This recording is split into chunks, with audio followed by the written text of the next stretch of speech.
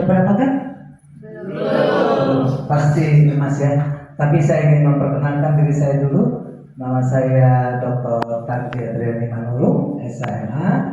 Jabatan saat ini di Kejaksaan Agung sebagai Kepala Pusat Strategi Kebijakan Penegakan Hukum Kejaksaan Agung RI, Kejaksaan Agung. Senang sekali berjumpa dengan Bapak Ibu sekalian. Mungkin ini ada yang kita pernah jumpa, ada juga yang belum. Tapi dari wajah-wajahnya karena belum pada makan nih ya pasti ya.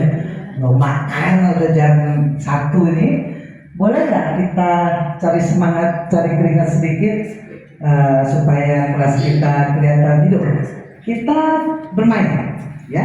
Coba bermain, tapi ingat bermain itu penuh harus mendengar baik-baik, fokus dan jujur. Seperti kalau ada yang nanti ketangkap tangannya, apa hukumannya? Nyanyi ya. Oke, kita coba permainan kita ini pada siang hari ini. Ingat, 1, 2, 3. Rupanya masih fokus. Ada yang ketangkap? Jujur, ada yang ketangkap? Nggak ada. Benar ya? Iya, sekali lagi ya. Sekali lagi kita perlu menangkap DPO ini DPO. Oke, perhatian, fokus. 1 setengah. Jangan bergerak. 2 setengah. 2 setengah. 3. Ada kan? Sudah kelihatan sudah healthy semua, sudah siap untuk mendengar. Ada bahan atau mata pelatihan yang perlu saya sampaikan di agenda 1 ini. Kami berada di agenda 1, kepemimpinan Pancasila dan nasionalisme. Ini satu hal yang penting sebagai ASN, apalagi akan menjadi pemimpin di suatu institusi besar seperti Kejaksaan hari ini.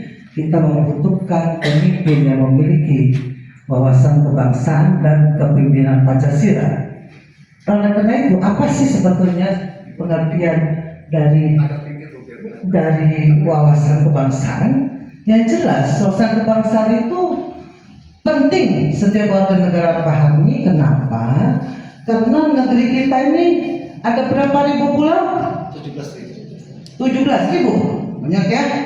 Ada juga provinsi nama. 17.000 suku bangsa, agama yang sangat beragam, dan adat istiadat juga, sehingga membutuhkan satu cara pandang dan sikap kita terhadap diri lingkungan sebagai kesatuan bangsa dan negara dalam wilayah Indonesia yang dilandasi oleh apa?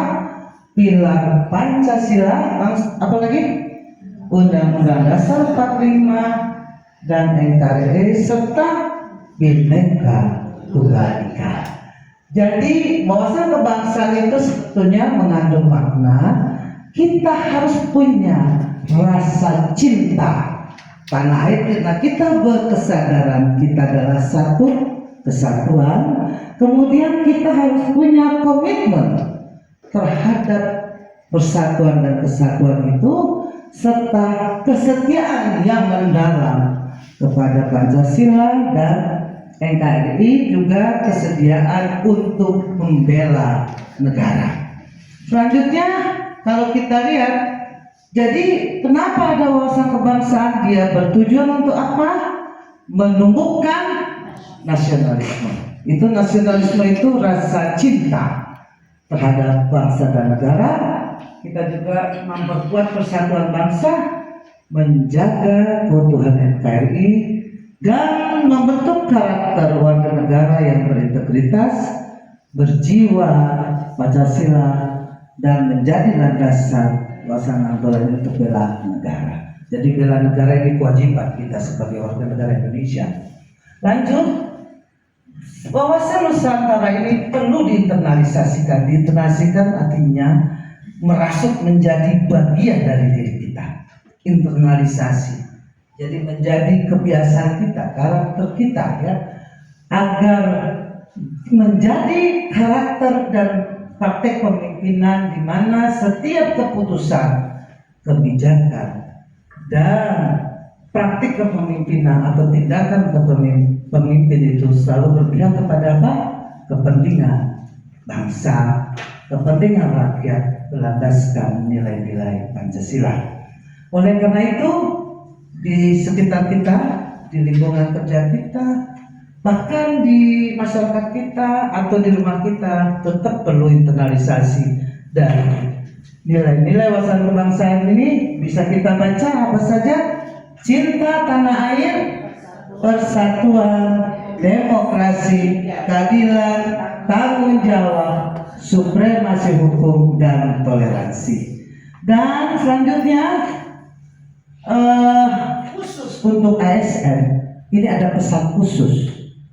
Kenapa kita harus menginternalisasi nilai-nilai wawasan kebangsaan dalam praktik kita selaku aparatur negara? Yang pertama, kita harus mengutamakan kepentingan bangsa dan negara di atas kepentingan pribadi.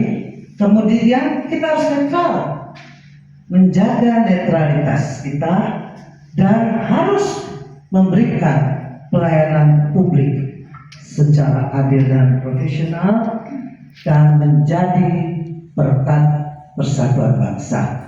Oleh karena itu, kita selaku ASN siap untuk menjadi perekat bangsa? Siap. Siap? Siap. Nah, semoga kita semua mampu menginternalisasi nilai-nilai wawasan kebangsaan dalam praktek kehidupan kita sehari-hari.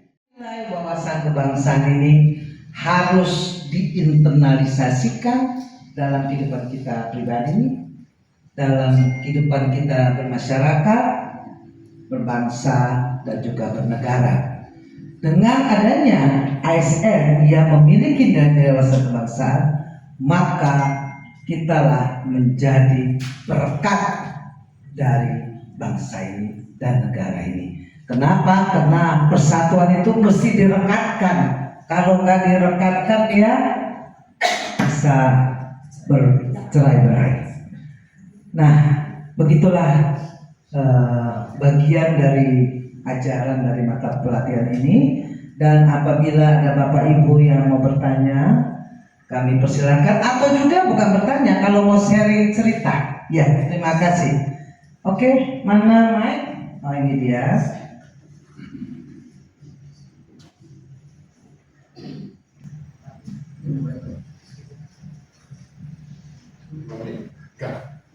Izin bertanya. Judulnya wawasan kebangsaan dalam konteks ASN. Pertanyaannya, mungkin saya agak flashback ke tahun 45. Waktu itu, apakah ASN Indonesia sudah ada? Bagaimana para pendiri negara ini melakukan wawasan kebangsaan?